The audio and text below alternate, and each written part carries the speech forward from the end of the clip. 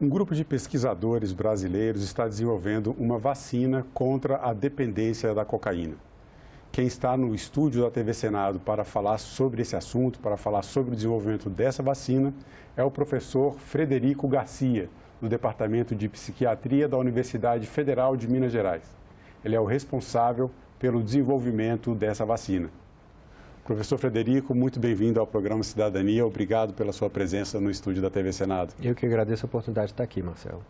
Então, vamos falar sobre essa pesquisa, uma pesquisa bem importante. Aqui a gente está falando de saúde, a gente está falando de ciência, Sim. Tudo isso é cidadania.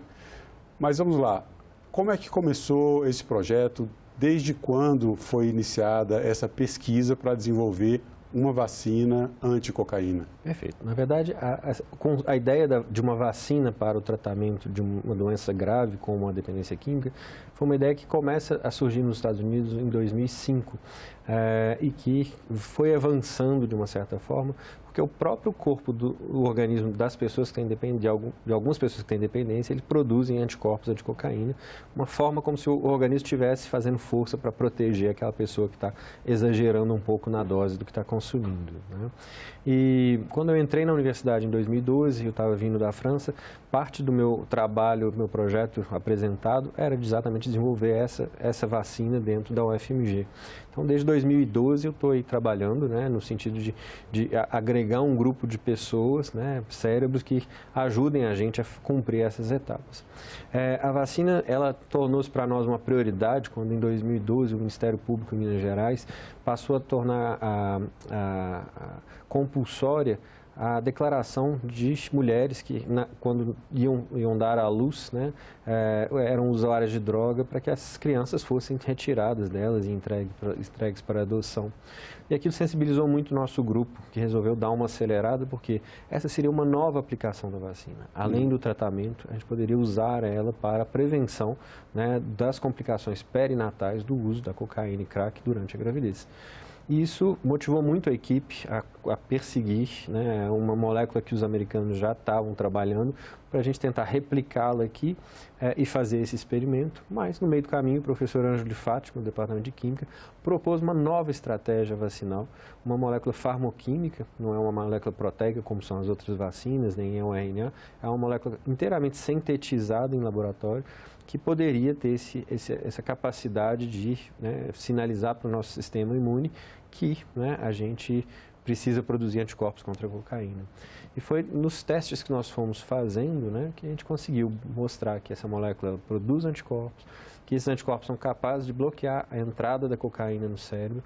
Com isso, diminui a percepção do efeito dela e maximiza, né, a chance da pessoa continuar em abstinência. A gente também fez o estudo onde a gente mostrou que, né, quando as ratas receberam cocaína durante a gravidez, são vacinadas, elas ganham, em média, 50% a mais de peso do que as não vacinadas, e elas têm uma prole que é 30% maior, indicando que há uma proteção durante o período perinatal. Ela transfere essa vacina para os fetos? Na verdade, não, ela transfere os anticorpos para os fetos, que nascem com esses anticorpos através da placenta e através do leite.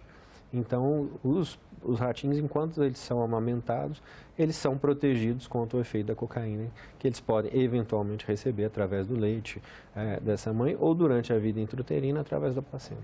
Eu vou querer perguntar como é que funciona essa vacina, porque esse é um dos pontos de inovação dessa pesquisa. Mas antes, o senhor falou aqui em dependência química. Eu acho importante a gente tratar desse ponto especificamente. Sim. Como é tratada a dependência química do ponto de vista da saúde? Aí entra a saúde mental, a saúde psíquica da pessoa, mesmo a saúde, a questão biológica, né? Como é que a gente define quando uma pessoa ela chegou a esse estágio de dependência? Tá.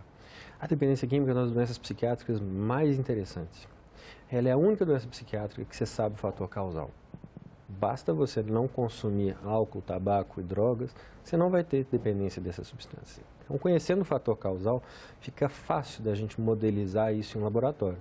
Então, eu consigo criar, né, camundongos, ratos, coelhos, porcos, macacos, comportamentos de dependência química, né, simplesmente dando a droga para eles num programa de entrega que a gente sabe que aumenta a chance deles se tornarem dependentes. Nem todos vão ficar dependentes, mas uma boa parte deles, quando exposto a esse fator de risco, se torna dependente.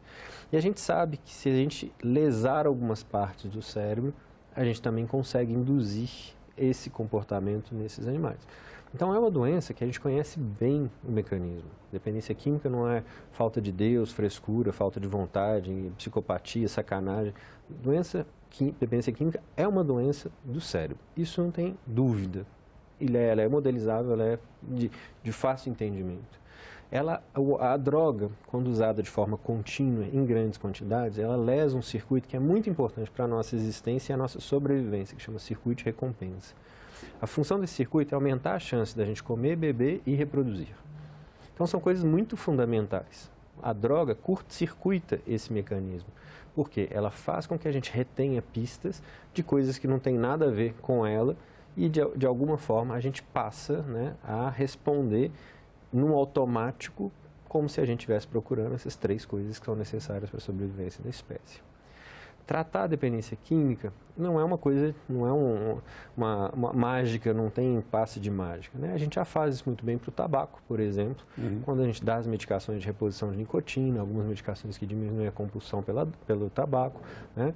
A gente faz isso bem no álcool, quando a gente faz o tratamento de abstinência, a gente dá a medicação para ele não ter os sintomas de abstinência e às vezes a gente utiliza psicoterapias para aumentar a chance dele evitar o bar, dele dar conta de não procurar, ou dar medicações que a gente chama de medicações aversivas ao álcool, que produzem, né, uma sensação desagradável quando eles vão começar a beber e que lembram eles que eles não podem continuar dele para frente. Eu me lembro, desculpa interromper, mas eu me lembro quando eu era novo ainda, que tinha alguns tipos de medicamentos que eram para o cigarro, que era assim também, a pessoa passava a usar, tinha umas coisas, é o adesivo, a bupropiona e a vareniclina. Isso, aí quando a pessoa fumava, dava um mal-estar. Sim, dá uma sensação desagradável que lembra para ela que ela não deve continuar naquele sentido.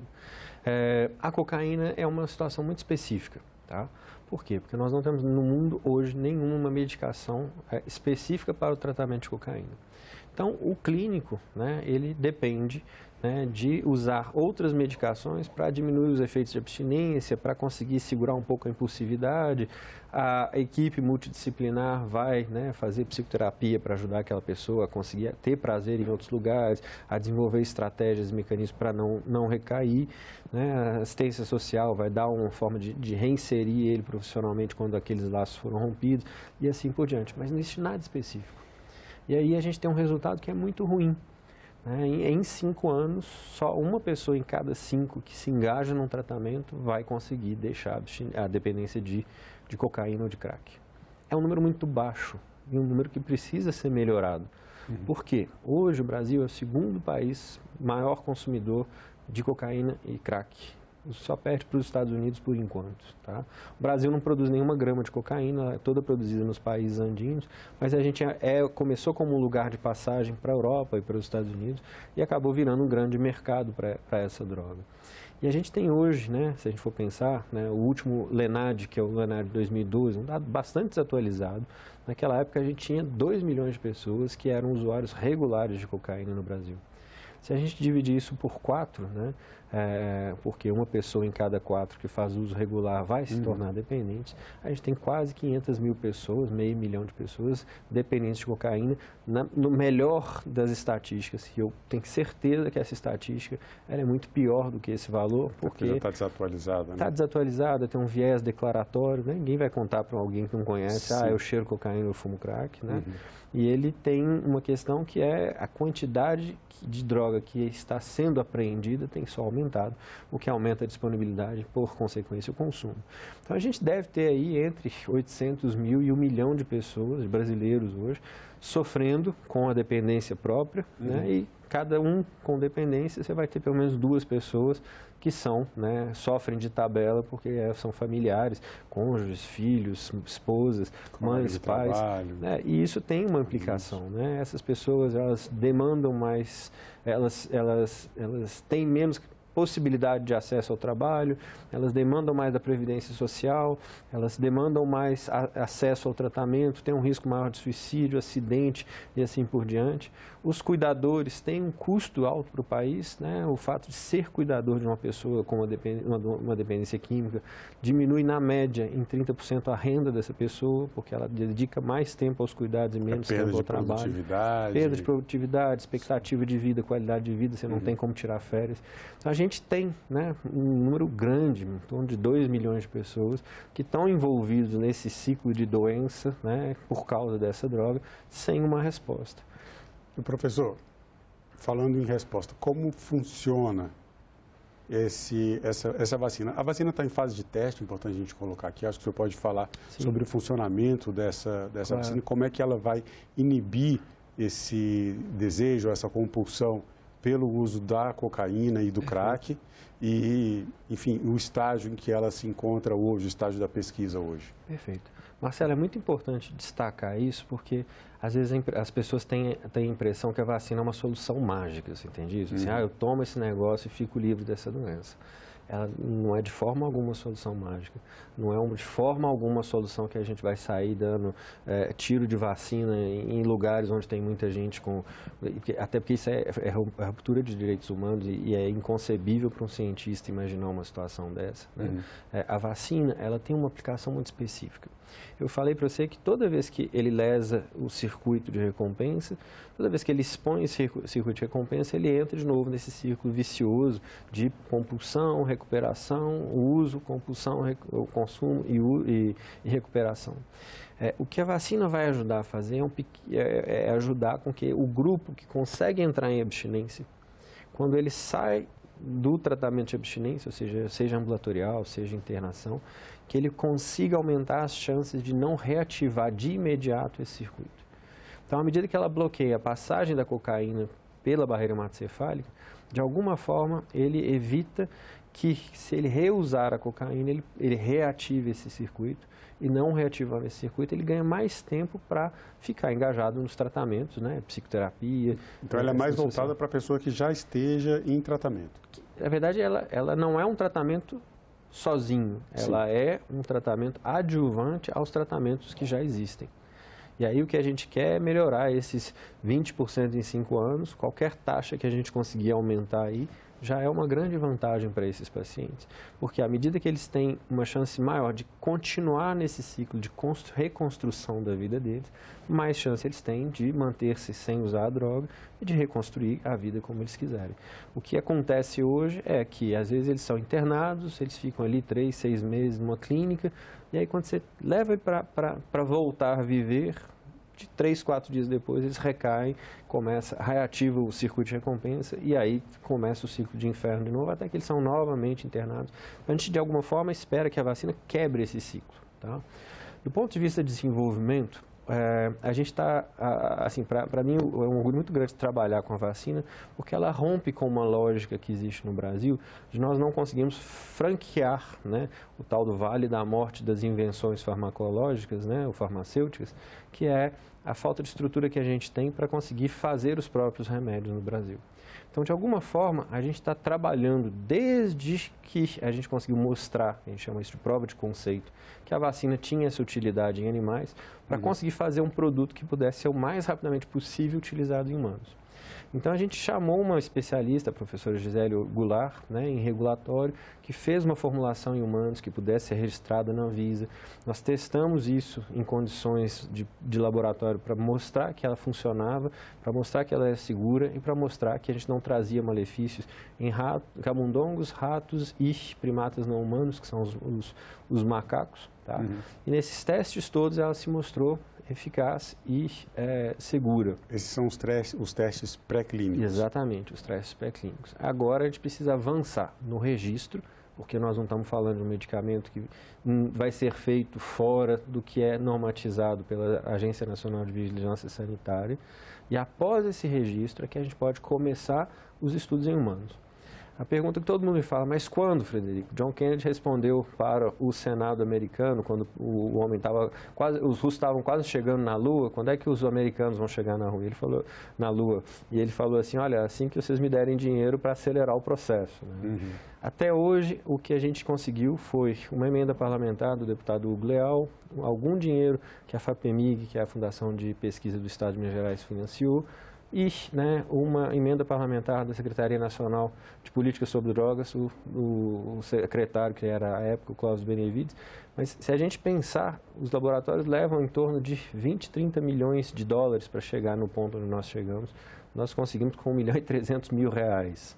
Mas para franquear isso, a gente precisa tanto estruturar uma estrutura dentro da UFMG, e a gente precisa conseguir ter recursos para poder fazer essas etapas que hoje são muito caras, que é a síntese de um lote em boas práticas de fabricação e, após fazer 3 lotes desse, registrar isso na Anvisa, para a gente poder conseguir a autorização da Anvisa, a autorização do Conselho Nacional de Ética em Pesquisa, a autorização do nosso Conselho de Ética em Pesquisa, para podermos fazer a primeira aplicação em humanos, que eu espero que, se tudo der certo, porque agora a gente conseguiu algum recurso do governo estadual, a secretário de Estado de Saúde vai investir 10 milhões nesse projeto, e nós estamos buscando outros recursos, porque a gente precisa em torno de 40, 45 milhões de reais para conseguir franquear essas etapas que ainda faltam para frente. Então, assim, na melhor das hipóteses, né, assim que esse recurso chegar, em um ano e meio, 2, a gente espera estar com isso no braço do primeiro humano recebendo isso. Esse seria o momento da fase clínica de testes. Da fase clínica. Aí nós precisamos fazer pelo menos 2 tipos de estudo. O primeiro estudo é um estudo de fase 1, 2A. Esse estudo ele serve para 2 coisas. Primeiro, para determinar se a vacina vai ser segura.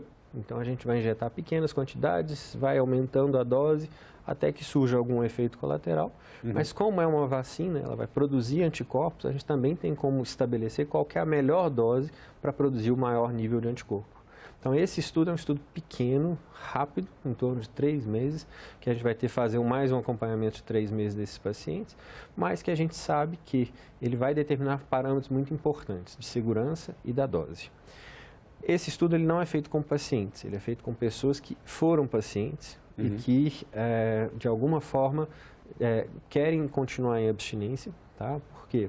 Porque, como é um estudo de segurança, eu não posso ter a história da droga que causa efeitos colaterais como um fator, né, distrator ou um fator de confusão, né, dos efeitos colaterais da vacina. Franqueado esse estudo, e sendo positivos os nossos resultados, a gente deposita os resultados na Anvisa, aguarda a autorização deles para passarmos para os estudos de fase 2B. Aí, nesse caso, é que nós vamos fazer, de fato, pacientes clínicos, ou seja, a gente vai dentro de um protocolo, né, procurar pacientes que tenham um perfil que atenda o protocolo exigido pela Anvisa, e aí sim nós vamos aplicar em pacientes, comparando o tratamento usual desses pacientes naqueles que receberam a vacina, naqueles que receberam o placebo. Professor, o mecanismo dessa vacina, ele vai tirar da pessoa, quer dizer, a pessoa, ela ao tentar novamente, né, no caso de uma recaída, um paciente em tratamento, ele não vai sentir o efeito, aquele prazer que a droga, né, faz com que ele tenha a vontade de usar. No dependente não é mais prazer, né, é alívio. Sim, um alívio, né, que é uma situação mais grave, mas não há um risco, por exemplo, de o paciente vacinado, ele teve uma recaída e usou a droga. Daí não teve efeito, ele começar a usar mais e mais até que ele consiga superar o efeito da vacina. Como fica essa situação? De novo, essa é a questão, a pontuação que eu fiz anteriormente, né? Não é para qualquer paciente, é aquele paciente que já está motivado de parar. Ele já está motivado a manter-se em abstinência, né? E no processo ele continua dentro de um tratamento usual. A gente vai tentar aumentar as chances dele, esse é um primeiro ponto. Virtualmente, sim, se ele aumentar demais a quantidade de cocaína num determinado ponto, ele pode ultrapassar a quantidade de anticorpo que tem e voltar a sentir o efeito. Essa é uma questão que é plausível. Não é a bala de prata, né? Mas tem uma questão que é a seguinte, assim, na verdade você vai ter uma questão que é um limite financeiro, né? Porque se for precisando aumentar demais, você precisa de muito recurso financeiro para manter isso no longo prazo, isso acaba sendo insustentável. Teríamos um outro problema, que seria, ele pode trocar de droga, né? Ele pode passar a usar anfetamina, ele pode passar alguma outra droga estimulante, o que também é uma possibilidade. É onde eu volto na questão. De novo, não é varinha mágica, não é milagre, é um tratamento que, junto com os outros tratamentos, provavelmente vai trazer mais benefício para esses pacientes, como a gente observa nos modelos animais. Isso é o objeto desses estudos que precisam ser feitos. E é por isso que, assim, eu fico muito impressionado que, às vezes, eu escuto alguns comentários no sentido assim, a vacina não vai resolver o problema do dependente químico. Não, não vai. Né? Nada vai. Né? Mas vai ajudar. A gente precisa juntar recursos para conseguir maximizar o recurso que é empregado para ajudar essas pessoas. Eu ia até perguntar, o senhor já falou também, não é só a vacina, ela não resolve também. Não é um tratamento de novo, profissional. Exato. A gente vai precisar continuar fazendo a equipe multiprofissional, médico, psicólogo, assistente social, acompanhante terapêutico e assim por diante, porque a gente sabe que complementa. Mas eu sempre falo uma questão, Marcelo, que é muito engraçada em relação a isso, né? Quando a gente não tinha medicação para tratar AIDS, né, ou infecção pelo HIV, o que se tinha para fazer, dar camisinha, suporte social, internar e ficar acompanhando até morrer, porque morria logo, você entende?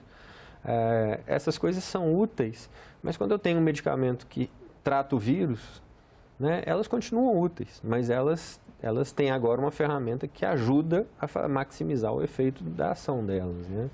E a gente pensa que a vacina entra na mesma lógica. E por que é tão difícil, né? Já que a medicina, a ciência chegou a medicamentos, por exemplo, para inibir o uso do tabaco, até para reduzir ou acabar com a dependência química do tabaco, da nicotina, que é uma dependência também muito grave para a saúde, do álcool, né? Que a gente, qualquer pessoa sabe dos prejuízos que uma pessoa viciada em álcool pode trazer para si, para a família, então tudo isso que a gente já conversou aqui. O que faz a cocaína assim tão diferente, que até hoje não tenha um medicamento e que os outros estudos para desenvolvimento de uma vacina não tenham chegado ao êxito? Essa pergunta é muito boa. Na verdade, assim, apesar de nós conhecermos bem o mecanismo, houve pouco investimento, sobretudo porque a cocaína ela leva a uma ruptura, né, dos laços sociais e econômicos muito grande. Então, acaba caindo no braço dos governos, né, ter que cuidar dessas pessoas, porque, né, num estado de bem-estar social, de alguma forma, quando a gente rompe com os nossos laços profissionais, familiares, e o que sobra é a assistência social para ajudar a gente, e a saúde, no caso do Brasil, o SUS. Né? E, assim, para a indústria, me parece que ainda é um investimento de alto risco que eles não quiseram entrar nela. Tá? Então, no mundo houveram alguns poucos ensaios clínicos, mas não é um blockbuster, né? É muito mais barato fazer remédio paracetamol, fazer remédio para gastrite ou coisas que são muito frequentes e que tem um mercado certo, porque vai ser comprado por todo mundo, né? A gente está falando de um mercado hoje no Brasil de quase 1 milhão de pessoas, vamos dizer assim, né? Mas ainda é pequeno em relação ao investimento que é feito nos blockbusters, depressão, hipertensão, diabetes e assim por diante, né? Então, a gente precisa, né, que os governos invistam um pouco, né, numa solução que ajude nesse sentido. Esse é um primeiro ponto. A outra questão é assim, não é uma população que é fácil de estudar, né? Então, a gente tem, inclusive, quando você pergunta por que as outras vacinas não andaram, né? A última vacina que foi testada, ela foi super eficaz para só 20% das pessoas que participaram do estudo. Se a gente for pensar para câncer, às vezes a gente dá uma medicação que aumenta a expectativa de vida para 5% e são tratamentos caríssimos. Mas a decisão do grupo de pesquisa, mais o NIDA, que é o National Institute for Drug Addiction, é o Instituto de Pesquisas americano sobre dependência, julgou que esse valor era baixo. Só que esse estudo tem um problema grave. Eles, em vez de pegarem isso que nós estamos fazendo, a indústria chama isso de estudo pivotal, ou de estudo inicial para o registro, tá? Eles pegam uma população mais limpinha para ver se de fato tem eficácia.